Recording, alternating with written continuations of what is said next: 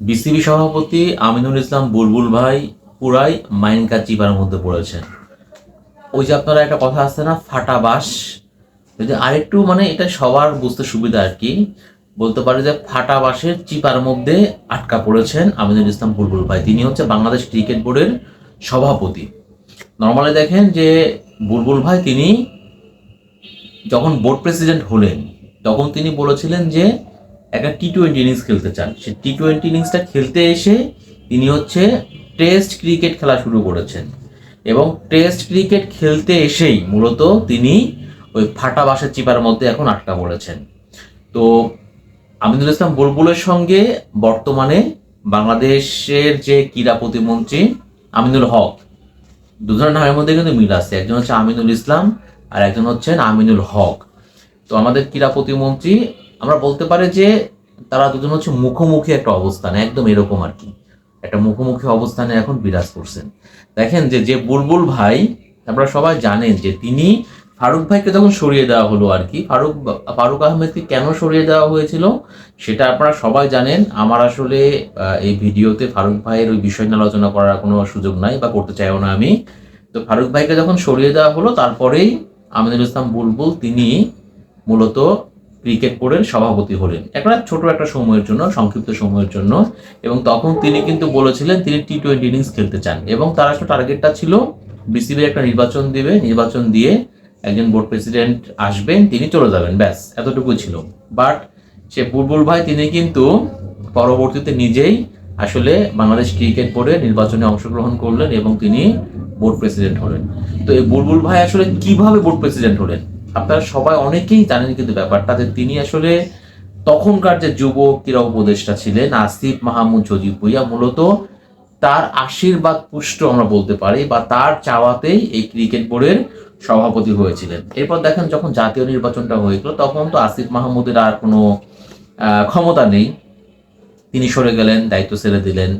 তো এরপরেই মূলত আসলে প্রবলেমের শুরু, এবং যেহেতু আসিফ মাহমুদের আশীর্বাদ পুষ্ট হয়ে বিসিবি সভাপতি হয়েছেন আমিনুল ইসলাম বুলবুল, তো খুবই স্বাভাবিক জাতীয় নির্বাচন হওয়ার পরে ক্রিকেট বোর্ডেও যে একটা প্রভাব পড়বে বা পরিবর্তন আসবে সেটা কিন্তু অনেকেই অনুমান করেছিলেন, অনেকেই কিন্তু ধরে নিয়েছিলেন, এবং আলটিমেটলি আমরা কিন্তু সেটাই আসলে দেখলাম আমরা। এখন ধরেন একটা কথা মানে না বললেই না, সেটা হচ্ছে ক্রিকেট বোর্ডে কিন্তু সরাসরি সরকারের হস্তক্ষেপ করার কোনো সুযোগ নাই, এটা কিন্তু কোনো দেশেই করবে না। বাট সরাসরি হস্তক্ষেপ না করলে পারেও ওই যে ধরেন আসিফ মাহমুদ যখন যুব ক্রীড়া উপদেষ্টা ছিলেন তার চাওয়াতেই তো বুলবুল ভাই তিনি ক্রিকেট বোর্ডের প্রেসিডেন্ট হলেন। তো এখন যেহেতু বিএনপি সরকার ক্ষমতা এসেছে, এখন ক্রীড়া প্রতিমন্ত্রী হচ্ছে আমিনুল হক, এবং আমিনুল হকের সঙ্গে আমিনুল হক বিভিন্ন সময়ে কিন্তু ক্রিকেট বোর্ড নিয়ে তিনি কিন্তু কথা বলেছেন, তার প্রতিক্রিয়া তিনি কিন্তু জানিয়েছেন। তো বুলবুল ভাই তিনি হচ্ছে এখন বাংলাদেশে নেই, তিনি পরিবারের সঙ্গে ঈদ উদযাপন করতে তিনি এখন অস্ট্রেলিয়াতে অবস্থান করছেন। তার 26 মার্চ বাংলাদেশে ব্যাক করার কথা, যদিও এরকমটা গুঞ্জন রয়েছে। আলটিমেটলি হয়তোবা তিনি ওই অস্ট্রেলিয়াতে থেকেই ক্রিকেট বোর্ডের দায়িত্ব তিনি ছেড়ে দেবেন। অলরেডি কিন্তু আপনারা দেখেছেন যে অনেক বিভিন্ন বিষয় নিয়েই ওই ক্রীড়া প্রতিমন্ত্রীর সঙ্গে ক্রিকেট বোর্ডের একটা দূরত্ব তৈরি হয়ে গিয়েছে। এবং লাস্ট যে ব্যাপার সেটা হচ্ছে ক্রীড়া প্রতিমন্ত্রী আমিনুল হক ভাই তিনি কিন্তু বলেছেন বাংলাদেশ কেন এই বিশ্বকাপে অংশ নেয়নি, মানে লাস্ট যে বিশ্বকাপটা গেল আপনারা সবাই দেখেছেন যে ওই বিশ্বকাপটা নিয়ে কত কাহিনী হয়ে গেল আর কি। তো বাংলাদেশ বিশ্বকাপে কেন যায়নি ব্যাপারটা নিয়ে ক্রীড়া মন্ত্রণালয় আসলে তদন্ত করবে, এরকম একটা কথা তিনি বলেছেন। এরপরে আমরা দেখলাম যে বুলবুল ভাই তিনি পরোক্ষভাবে এক প্রকার কিন্তু ক্রীড়া প্রতিমন্ত্রীকে একটা হুমকি দিয়েছেন আর কি, তিনি আইসিসির ভয় দেখিয়েছেন আর কি, যদি কোনো কারণে সরকারের এরকম হস্তক্ষেপ বা কোনো কিছু হয়, হ্যান ত্যান হয় ক্রিকেট বোর্ড নিয়ে, তাহলে পারে আইসিসির কিন্তু নিষেধাজ্ঞার খড়গ নেমে আসতে পারে, এরকম একটা তিনি একটা হুমকিও দিয়েছেন আর কি, পরোক্ষ আর কি হুমকি দিয়েছেন। তো আপনি বোঝেন যে একটা দেশে ক্রীড়া প্রতিমন্ত্রীকে আপনি পরোক্ষভাবে হুমকি দিয়ে একটা ক্রিকেট বোর্ডের প্রধান তিনি কি তার সেই পদটায় টিকে থাকতে পারবেন? আমার কথা হচ্ছে আমিনুল হক তাকে কিন্তু সরাসরি হস্তক্ষেপ করতে হবে না, কিন্তু সরকার বা ক্রীড়া প্রতিমন্ত্রী না চাইলে পারে, মানে প্রত্যেকটা ক্রীড়া ফেডারেশনের অভিভাবক হচ্ছে ক্রীড়া প্রতিমন্ত্রী, তাই তো? তো তিনি যদি আসলে না চান, আপনার কখনোই বললাম না সরকারি হস্তক্ষেপ করতে হবে না, বাট আমি যদি না চাই, আমি যখন ক্রীড়া প্রতিমন্ত্রী হব, আমি যখন চাবো না যে অমুক অমুক বোর্ডে থাকুক, তখন কিন্তু সরিয়ে দেওয়া কোনো ব্যাপার না। যে জিনিসটা আমরা দেখেছি আসিফ মাহমুদের চাওয়াতেই যেমন আমিনুল ইসলাম বুলবুল ভাই তিনি বোর্ড প্রেসিডেন্ট হলেন, ঠিক তেমনভাবে যদি ক্রীড়া প্রতিমন্ত্রী না চান তাহলে পরে আসলে এই পদে থাকার আমিনুল ইসলাম বুলবুল ভাইয়ের কোনো সুযোগ কিন্তু আর আমি দেখি না। এখন অনেক কিছু নির্ভর করছে যে আমাদের ক্রীড়া প্রতিমন্ত্রী মহোদয় তিনি আসলে কি চান। তিনি কি চান যে বুলবুল ভাই তার মেয়াদটা পূর্ণ করুক? যদি এরকমটা তিনি চান একমাত্র তাহলে পারে সম্ভব, আর যদি তিনি না চান তাহলে পারে কোনোভাবে আসলে বুলবুল ভাই থাকা সম্ভব না। তো আমি যতটুকু আমি বুঝতে পারছি, যতটুকু আমি দেখছি বা যতটুকু আমি জানি, তাতে আমার কাছে মনে হচ্ছে যে এই ক্রিকেট বোর্ড তাদের তো দায়িত্ব না খুব বেশি দিন আসলে হয়নি, এখন 1 বছরও হয়নি, বাট আলটিমেটলি খুব বেশি দিন আসলে তাদের এখানে স্টে করার আর কোনো সুযোগও নাই। অলরেডি কিন্তু এরকমটা বলা হচ্ছে লাস্ট যে বিসিবি নির্বাচনটা হয়েছে, এই নির্বাচনটা কিন্তু অবৈধ নির্বাচন এবং এর কিন্তু কোনো আইনগত ভিত্তি নাই।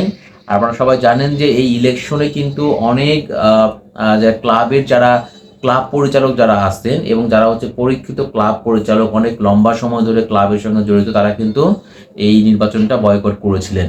এবং আরো একটা উল্লেখযোগ্য নাম যদি বলে তামিম ইকবালের কথা বলতে হবে। তিনিও বোর্ডে তারও সভাপতি হওয়ার কথা ছিল, তিনি সভাপতি হতে চান, এখনো তিনি বলেন তামিম ইকবালও কিন্তু নির্বাচন করতে চেয়েছিলেন, লাস্ট মুহূর্তে তাকেও সরে যেতে হয়েছিল।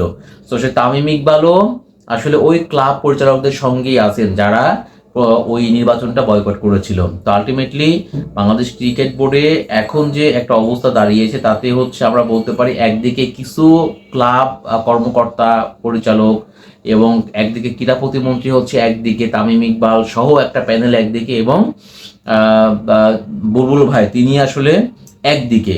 এবং এই যে যারা বর্তমানে বোর্ড পরিচালক হিসেবে যারা আছে নির্বাচিত হয়েছেন, এটাও কিন্তু পরিষ্কার যে অনেক বোর্ড পরিচালকই আসলে বুলবুল ভাইয়ের এখন সঙ্গে নেই।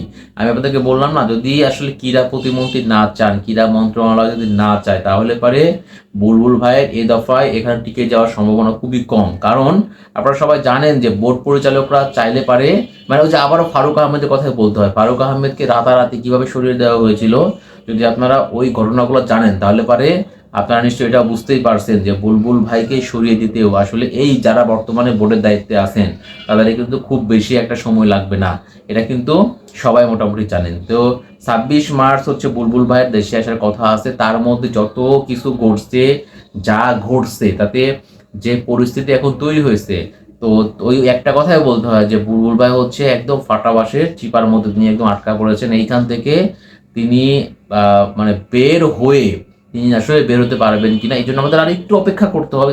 তবে সামগ্রিক যা পরিস্থিতি দেখতে পাচ্ছে তাতে এই কথা কিন্তু স্পষ্ট করে বলতে পারি, এই ক্রিকেট বোর্ড খুব বেশি দিন হয়তো স্টে করবে না।